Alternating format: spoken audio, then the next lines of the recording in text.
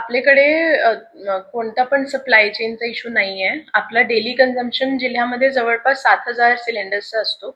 Commercial consumption जवळपास 70 सिलेंडर्सचा असतो. पण आपल्याकडे आता 9,000चा स्टॉक आहे आणि बफर जर पकडला तर टोटल 13,000चा स्टॉक आमच्याकडे स्टोर्ड आहे.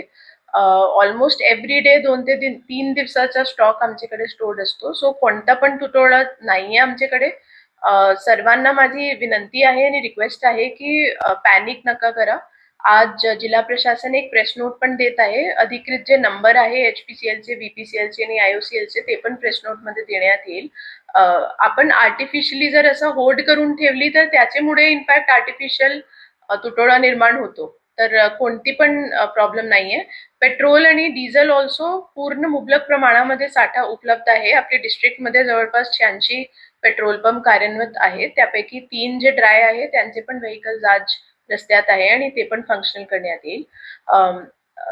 गव्हर्नमेंट ऑफ इंडिया मार्फत जे कॉल्सवर 200 सिलेंडर बुकिंग करण्याची फॅसिलिटी होती ती आता वाढून 400 सिलेंडरवर करण्यात आली आहे. तर government is taking all necessary precautions आणि कोणता पण सप्लाय चेनचा इश्यू नाहीये.